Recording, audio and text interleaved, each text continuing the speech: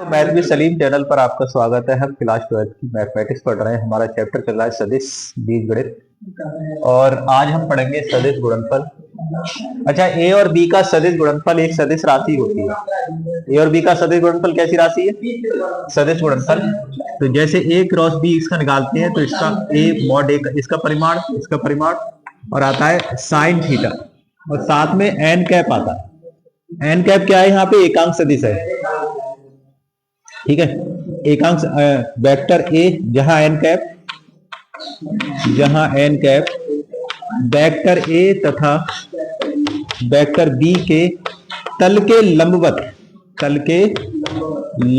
एकांक सदिश है, ठीक है। यानी वेक्टर ए और बी के तल के लंबवत एकांक सदिश, जैसे ये वेक्टर ए है इधर को और ये वेक्टर बी है और इन दोनों के बीच का कोण थीटा है, तो इसके लंबवत एकांक सदिश ये एन कैप है। समझ गए? इस तरीके से ये और उसके लंबवत एकांक सदिश एन कैप है। अच्छा, इसके बाद सुनो, अगर हम इसका परिमाण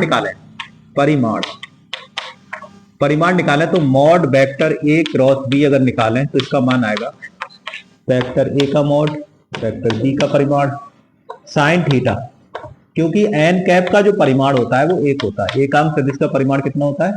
एक। तो एक ये फार्मूला आ गया। अगर आपको कोण पूछे बीच का, साइन थीटा का मान पूछे, तो आप इस सूत्र से निकाल सकते हैं। वेक्टर ए क्रॉस बी और ये दोनों इसके बटे में आ जाएंगे और ठीक है। एकांक सदिश सुनो, एकांक सदिश क्या होते हैं? एक्स अक्ष की दिशा में एकांक सदिश को हम लेते हैं आई कैप, जे अक्ष की वाई अक्ष की दिशा में एकांक सदिश लेते हैं हम जे कैप और जेड अक्ष की दिशा में हम एकांक सदिश लेते हैं के कैप। ये तीनों 90 डिग्री, मतलब ये सबकी अक्षों के बीच का कोण कितना होता है? 90 का होता है। तीनों लंबवत अक्ष है।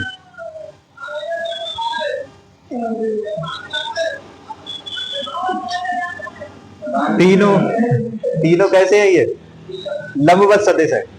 अच्छा, आई कैप, जे कैप और के कैप को हम कहते हैं लंब कोणीय एकांक सदिश। इन्हें क्या कहते हैं? लंब कोणीय एकांक सदिश। इन्हें लंब कोणीय एकांक सदिश कहते हैं। अब सुनिए, अब ध्यान सुनो। जैसे आई क्रॉस आई आ जाए तो हम इसे कितना लिखोगे? तो हम लिखेंगे, देखो, मॉड आई कैप साइन थीटा, है ना। या फिर आप ये समझ लो, आई कैप गुणा आई कैप, यानी आई के साथ आई का क्रॉस निकाल तो आई का परिमाण कितना होता है? एक। इस आई का परिमाण भी एक और बीच का कोण कितना होगा? Sine zero. आई और आई के बीच का कोण क्या होगा? Sine zero. और साइन जीरो की वैल्यू क्या होती है? जीरो। तो इसका मतलब आई क्रॉस आई क्या होगा? जीरो। इसीलिए इसी प्रकार जैसे आई गुणा आई होगा जीरो, जे गुणा जे भी क्या होगा? जीरो और के गुणा के भी क्या होगा? जीरो, ठीक है। लेकिन अगर हमारा आता है आई क्रॉस जे, तो आई का परिमाण एक, जे का एक, साइन बीच का कोण कितना? आई और जे के बीच का कोण कितना है? तो ये 90। और इन दोनों के तल के लंबवत सदिश कौन है? ये वाला। अरे आई और जे के लंबवत के तो ये, तो यहाँ आ जाएगा के कैप। साइन 90 की वैल्यू एक होती है, तो आई क्रॉस जे बराबर क्या आ जाएगा? के कैप, ठीक है। इतना। अच्छा, इन्हें याद कैसे करें? तो आप क्या करें, दो चक्र बना ले, एक ये और एक ये। इस पे लिखें आई जे के, घड़ी की सुई की दिशा में तीर चलाएं। इस पे भी लिखा है आई जे और के, लिख दिया। अब सुनो, अगर तुमसे ये पूछा जाए कि आई गुणा जे बताओ कितना होगा, तो देखो, आई का जब जे के साथ क्रॉस प्रोडक्ट निकालोगे तो आई के बाद जे के बाद ये तीर कहां पहुंचा रहा है तुम्हें? पहले वाले में गुणा, देखो दूसरे वाले में देखो, तीर आई के बाद जे के बाद तीर कहां पहुंचा रहा है? के पे। तो यहाँ पे लिख लो के कैप। जैसे फिर ये पूछा जाए तुमसे जे गुणा के निकालो, तो जे गुणा के पूछ रहा है, तो जे और के बाद तीर कहां पहुंच रहा है? आई पे। तो ये हो जाएगा आई पे। इसी तरीके से के गुणा आई पूछे तुमसे तो के गुणा आई आ जाएगा हमारा, के गुणा आई यानी जे। अब इसका उल्टा दो, अगर तुमसे आई क्रॉस के पूछे आई क्रॉस के। तो आई का के साथ देखो, तो आई का के साथ जो है माइनस ये आएगा, क्योंकि ये तीर उल्टा हो गया, माइनस जे। और के का जे के साथ, के का जे के साथ क्या आएगा, के का जे के साथ आएगा माइनस आई का, और जे का आई के साथ, जे क्रॉस आई के साथ माइनस के है। समझ गए? तो इस तरीके से ये निकलते हैं। पहले इतना उतार लो, कोड भर गया।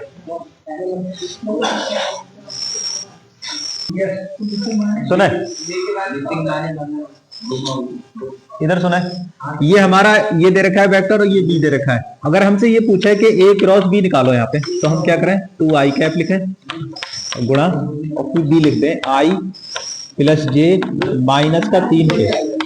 ठीक, तो निकालो यहाँ पे, देखो दो हो गया, आई से आई की गुणा करेंगे तो आई क्रॉस आई आएगा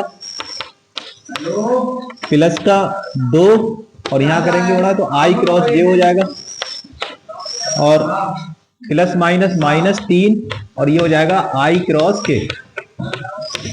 ठीक है, और ये 2 चक्र बना लो, वही आई जे और के, आई जे के। ठीक है, अब सुनो, अच्छा आई क्रॉस आई तो 0 पढ़ाया मैंने, तो ये 0 हो गया।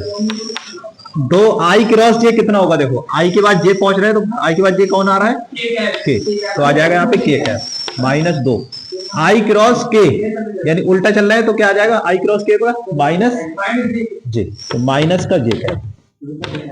तो ये जो आंसर आया इसका आया 2 के कैप माइनस माइनस प्लस 2 जे कैप। अच्छा, इस सदिश गुणनफल को निकालने का एक तो ये तरीका है, और एक तरीका है आपका सारणिक विधि। कौन सी विधि है, सारणिक विधि। सारणिक विधि देखो क्या है, जैसे हमें निकालना है वेक्टर ए का बी के साथ क्रॉस निकालना है, तो सबसे पहले हम वही लिख लें, आई जे के लिखें ऊपर पहली पंक्ति में, आई जे के लिख लो, फिर ए के लिखे जाएंगे, तो ए के साथ कौन है, आई है, और आई का गुणांक कितना है यहाँ पे 2, तो आई के नीचे 2 लिख दो। बाकी ना तो जे है इसमें, ना ही के है, तो 0 0 लिख दो। अब इस पे आ जाओ, आई का 1, जे का 1 और के का कितना है -2। अब इसका प्रसार कर लो, कैसे करते हो, आई कैप को छुपाते हो इस तरीके से, छुपा लिया, तो ये गुणा प्लस और ये वाली माइनस, ये तो करते, ये गुणा प्लस ये गुणा माइनस, तो क्या आएगी देखो 0 -0। ठीक है, फिर बीच वाला माइनस का जे कैप छुपाओगे इस तरीके से, तो दूसरी पंक्ति और वो दूसरा कॉलम पहली पंक्ति, तो ये गुणा प्लस में ये गुणा माइनस में, करो माइनस का 6, ठीक है, -0 -6 -0, प्लस का के कैप छुपाओ, तो पहली पंक्ति तीसरा कॉलम 2 -0, वेरी गुड, 2 -0, तो देखो ये 0 0, तो ये तो सब 0 हो गया, माइनस माइनस प्लस 6 जे कैप और 2 के कैप, और देखो यही है, ये 6 इसमें गुणा रह गई थी क्या, 1 मिनट रुको, देखो इससे इसकी गुणा ये हुई, इससे इसकी, हाँ 2 3 6 रह गया था, 2 3 6, यहाँ पे 6 रह गया, ठीक है, 2 3 6, ठीक है, देखो 2 से इसकी गुणा ये हो गई थी, इससे इसकी ये हो गई, और इससे 2 3 ये 6 रह गया था लिखने से। अब देखो जो ये आया सेम और सेम ये आया, ठीक है, तो चाहे ऐसे करें चाहे ऐसे करें, तो ये ज्यादा बेस्ट तरीका है सारणिक वाला, इसे आप याद रखेंगे और इसी से सवाल करेंगे हम आगे।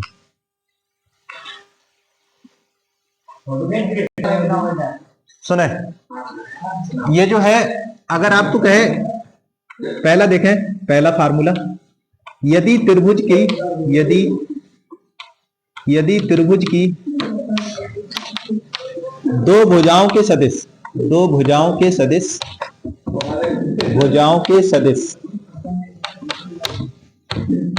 वेक्टर ए तथा बी हैं, वेक्टर बी हैं, दो भुजाओं के सदिश ए और बी दे रखे हैं, तो इनका हमसे पूछे त्रिभुज का क्षेत्रफल, पूछे आपसे त्रिभुज का क्षेत्रफल, तो त्रिभुज के क्षेत्रफल का फार्मूला होगा 1/2 vector A cross vector B, और इसका मॉडुलस यानी परिमाण निकालोगे उसको 1/2 से भाग दे दोगे, आंसर आ जाएगा। ठीक है, दूसरा देखते हैं हम समांतर चतुर्भुज का क्षेत्रफल। समांतर चतुर्भुज, समांतर चतुर्भुज या फिर आयत, या आयत, क्योंकि आयत भी समांतर चतुर्भुज होता है। तो समांतर चतुर्भुज हो या आयत हो जिसमें भुजाओं के सदिश वेक्टर ए तथा बी हैं। भुजाओं के सदिश जो है वेक्टर ए तथा बी हैं, तब इस चतुर्भुज का, समांतर चतुर्भुज का क्षेत्रफल का फार्मूला क्या होगा? समांतर चतुर्भुज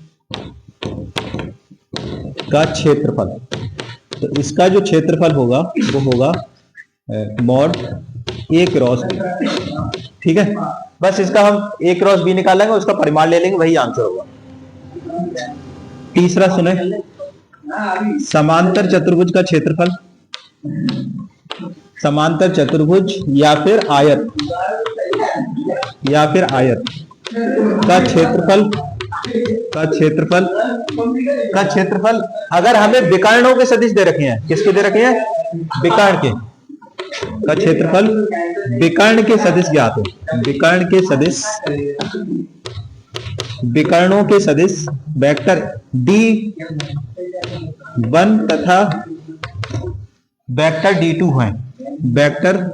D2 हैं, तब इसका क्षेत्रफल का फार्मूला क्या होगा? तब इसका क्षेत्रफल, तब समांतर चतुर्भुज का क्षेत्रफल, समांतर चतुर्भुज का क्षेत्रफल, तब इनका जो क्षेत्रफल का फार्मूला आएगा वो आएगा 1/2 D1 क्रॉस D2। ठीक है, जैसे ये समझो, चित्र में मैं बता के समझाऊं तुम्हें इस तरीके से। ये समांतर चतुर्भुज हो गया, तो जैसे इसका सदिश जो है ये D1 है, इस वाले का क्या है? ये D2 है। ये विकर्ण कहलाते हैं, है ना, विकर्ण ऐसे करके। और यह भुजाओं का मतलब क्या है? भुजाओं का मतलब ये है जैसे ये वेक्टर ए है और ये वेक्टर बी है, और त्रिभुज के लिए ये वेक्टर ए है और ये वेक्टर बी है। ठीक है, तो इनके जो क्षेत्रफल के फार्मूले होंगे वही होंगे। उतार सुना है। इसके बाद वेक्टर ए तथा वेक्टर बी के तल के लंबवत आपसे ये पूछे एकांक सदिश ज्ञात करो। एकांक सदिश सुने, वेक्टर ए तथा वेक्टर बी के तल के लंबवत एकांक सदिश, तो कैसे निकालेंगे? तो इसका एकांक सदिश का फार्मूला हो जाएगा आपका n कैप बराबर ए क्रॉस बी और इसका मॉड। समझ गए? इस फार्मूले से हम इसका क्या निकालेंगे? लंबवत एकांक सदिश। ठीक, तो एक फार्मूला ये हो गया आपका। अब आगे सुने, इसके बाद यदि दो सदिश समांतर हैं, यदि दो सदिश वेक्टर ए तथा बी समांतर है, ये वाली कंडीशन बहुत ही इंपॉर्टेंट है, मोस्ट इंपॉर्टेंट है। तो सुनो, ए क्रॉस बी बराबर क्या आता है? Mod vector A mod vector B, और क्या आता है बताओ? Sine theta. साइन थीटा ही तो आता है सूत्र में, और साथ में एन कैप आता है। अब समांतर है तो थीटा क्या होगा इनके बीच का? 0। तो ए क्रॉस बी बराबर लगाओ इसका मान मॉड ए मॉड बी और साइन 0 और एन कैप। साइन 0 का मान 0 होता है, यानी ए क्रॉस बी का मान क्या आ जाएगा? 0। तो बहुत ही इंपॉर्टेंट कंडीशन है ये वाली, मोस्ट इंपॉर्टेंट, कि अगर दो सदिश समांतर हैं, दो सदिश कैसे हैं? समांतर हैं, तब उनका सदिश गुणनफल 0 होगा। और इससे पहले मैंने पिछली एक्सरसाइज में पढ़ाया था कि अगर दो सदिश परस्पर लंबवत हैं, दो सदिश कैसे हैं? परस्पर लंबवत हैं, तब उनका अदिश गुणनफल 0 बताया, ए डॉट बी 0 बताया। ठीक है, तो हम क्या निकालते हैं उनका? ए डॉट बी अगर 0 आ जा रहा है तो वो लंबवत है, और समांतर के लिए क्या करेंगे? क्रॉस 0 दिखा दो, लंबवत के लिए डॉट 0 दिखा दो। समझ गए? ये दोनों ही सूत्र मोस्ट इंपॉर्टेंट हैं अपनी जगह। ठीक है, ये भी और ये भी। अगर दो सदिश परस्पर तुम्हें लंबवत दिखाना है तो उनका डॉट निकालो, जीरो आ जाए लंबवत है। और दो सदिश अगर समांतर दिखाना है तो उनका क्रॉस निकालो, जीरो आ जाए तो समांतर है। उतारो। ध्यान से देखिए, ये सवाल है हमारे पास कि vector A 3i cap minus J cap plus 2k cap और वेक्टर बी है बराबर i cap plus J cap minus 4k cap. तो आपको ए क्रॉस बी निकालना है, बी क्रॉस ए निकालना है, फिर इसका परिमाण निकालना है, इनके बीच का कोण निकालना है और इन पर लंब इकाई सदिश निकालना है। ठीक, चलिए हल कर रहे हैं। हाँ, एक ही सवाल है। तो इसमें पहला देखो, सबसे पहले ए क्रॉस बी निकालो। तो ए क्रॉस बी कैसे निकालोगे? ए क्रॉस बी देखो, पहले आई जे के लिखो, आई जे और के। अब पहले कौन है? तो ए के गुणांक लिखो पहले। आई का गुणांक कितना है? 3, तो यहाँ 3 लिख दो। जे का गुणांक कितना है? माइनस का 1 लिख दो। के का गुणांक 2 लिख दो। अब बी वाले को आ जाओ, ए सुन ले इधर। बी का देखो, आई का गुणांक कितना है? 1 और जे का 1 और के का माइनस के 4। अब इसका प्रसार करो, कैसे करते थे? आई कैप को छुपाओ, ये गुणा प्लस ये माइनस, तो ये वाली प्लस की गुणा करो, माइनस माइनस प्लस, और ये वाली गुणा माइनस, माइनस के 2। ठीक है, देखो ऐसे कर छुपा के, ये गुणा प्लस में, ये गुणा माइनस। अब बीच वाला छुपाओ, बीच वाला माइनस में आता है हमेशा। तो देखो ये वाली गुणा प्लस में, ये गुणा माइनस में, करो माइनस के 12 माइनस के 2। फिर के कैप छुपाओ, ये वाला देखो 3 माइनस 1, 3 माइनस माइनस प्लस, देखो ये गुणा प्लस, ये माइनस माइनस प्लस 1, तो कितना आएगा? 2 आई कैप आ जाएगा। और 12 2 माइनस 14, माइनस माइनस प्लस 14 जे कैप, 3 और 1 4 के कैप, यही आएगा। तो ये आपका आया ए क्रॉस बी आ गया। अब तुमसे पूछे इसका परिमाण, जैसे ये पूछ रहा है, तो इसका परिमाण क्या हो जाएगा?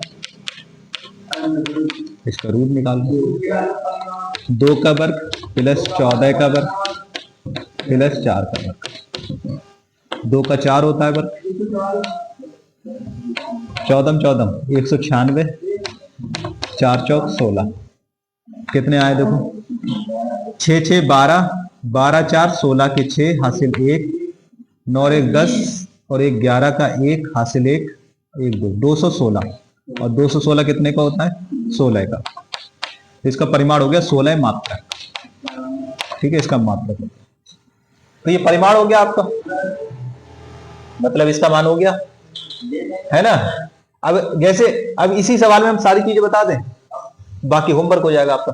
ऐसे बी क्रॉस ए निकालना, तो बी पहले लिख लेना, एक बाद में, तो पहले बी के आएंगे, है ना। जैसे हमने ए क्रॉस बी निकाला, अगर हमसे ये पूछता बी क्रॉस ए निकालो, तो बी पहले और ए बाद में। ठीक, आगे सुनो। अब हमसे क्या कह रहा है? इसके बाद अगर इनके बीच का कोण पूछता तो कैसे निकालते? बीच का कोण, ठीक है, बीच के कोण से पहले लंब इकाई सदिश निकाल लो, फिर बीच का कोण निकालते हैं। तो लंब इकाई सदिश का फार्मूला क्या है? लंब इकाई सदिश अभी हमने पढ़ाया था, मैंने पढ़ाया था, देखो ए क्रॉस बी बटे मॉड वेक्टर ए गुणा बी, एक पढ़ाया। अरे बोलो ना, एन कैप का फार्मूला ये पढ़ाया। तो यहाँ पे एन कैप बराबर आ जाएगा, ए क्रॉस बी कितना है? देखो ये है 2 आई कैप प्लस 14 जे कैप प्लस के 4 के कैप। ठीक है, और इसका परिमाण कितना है? ये 16, ये 16 हो गया। अब एक एक के बटे में लिख सकते हो, या इतना ही आंसर छोड़ दो, जैसे 2 आई कैप बटे 16 है ना, और हल कर सकते हो। उसमें क्या है? 14 जे कैप बटे 16, 4 के कैप बटे 16, 2 से काट लो, आई कैप 2 अट्ठे 16, 2 सत्ते 14, 2 अट्ठे 16, 2 दूनी 4, नहीं 4 चौक 16, 4 चौक, बस ये आंसर हो गया। समझ गए? अब कह रहा है बीच का कोण निकालो, बीच के कोण का देखो, तो बीच के कोण के लिए यहां देख लो, बीच कोण के लिए पहले हमें चाहिए मॉड ए का परिमाण चाहिए। तो ए का परिमाण देखो यहां से निकालो, 3 का वर्ग प्लस माइनस 1 का वर्ग प्लस 2 का वर्ग। ठीक है, तो कितना आएगा बताओ? तो ये आ जाएगा आपका 9 1 और 4, टोटल 9 10 4 14। और बी का निकालो मॉड, बी का परिमाण इस वाले का, एक का वर्ग प्लस एक का वर्ग और प्लस माइनस 4 का वर्ग। तो यहां आ जाएगा 1 प्लस 1 प्लस 4 चौक 16, 18। क्या आ गया? 18 आ गया। अब बीच के कोण का फार्मूला क्या पढ़ाया था? नहीं, साइन थीटा। साइन थीटा बराबर था mod vector A cross B. चलो यहां नहीं आ रहा है, यहां के बाद चलो यहां से देख लो। तो बीच का कोण यहां देखो, बीच का कोण, इसका फार्मूला है आपका साइन थीटा पढ़ाया मैंने, ए क्रॉस बी बटे mod vector A mod vector B. समझ गए? इसे मान लगा दो तुम। ए क्रॉस बी का मॉड कितना आया? 16। सही। मॉड ए कितना है? √14 और मॉड बी कितना है? √18। बस इसे हल कर लो।